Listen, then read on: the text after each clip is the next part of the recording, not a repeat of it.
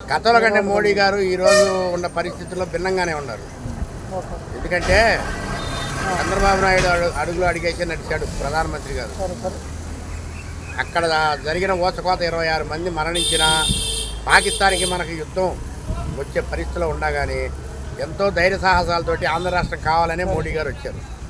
అదే ఆంధ్ర రాష్ట్రం మీద ఇష్టం లేకపోతే మోడీ గారు నిన్న రారు, చంద్రబాబు నాయుడు కూడా ధిక్కరించేసేవాడు. ఇక్కడ ఉన్న పరిస్థితి ఏందని ఎంతో ధైర్య సాహసాలతోటి వచ్చి నిన్న ఆయన ఇవ్వాల్సిన ఏదో చెప్పాల్సిన ఏదో చెప్పి ఆంధ్ర రాష్ట్రానికి ఒక ఇమేజ్ పెంచాడు.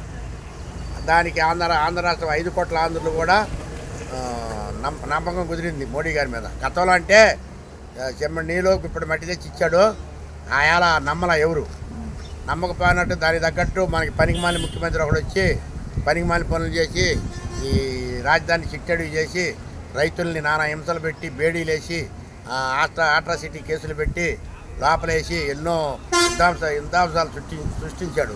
అయినా కానీ రాజధాని రైతులు కానీ మహిళలు కానీ ఎక్కడ ఎరవకుండా రోడ్డెక్కి ప్రభుత్వం మీద ఎదురు తిరిగి మరి 2 సార్లు పాదయాత్ర చేసి మరి తర్వాత చంద్రబాబు నాయుడు గారిని తీసుకొచ్చుకున్నారు. నిన్న మోడీ గారు వచ్చారు, బ్రహ్మాండంగా మరి లక్షల్లో జనాభా వచ్చారు ఇక్కడికి, మరి బాగా చేశారు.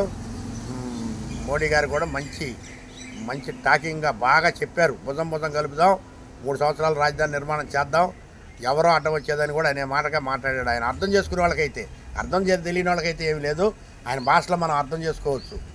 నెంబర్ 1గా ఆయన చెప్పాలని చెప్పారు, మరి దాన్ని ఇది చేశారు. మరి పక్కన చూస్తుంటే జగన్మోహన్ రెడ్డి గత 5 సంవత్సరాలు దాదాపు మన రాష్ట్రాన్ని కానీ అమరావతి కానీ విధ్వంసం చేసి వెళ్ళాడు. ఇటువంటి దాదాపు ఇక్కడున్న అడవిని తొలగించడానికి ఒక దాదాపు 7-8 నెలలతో పాటు సమయం పట్టింది.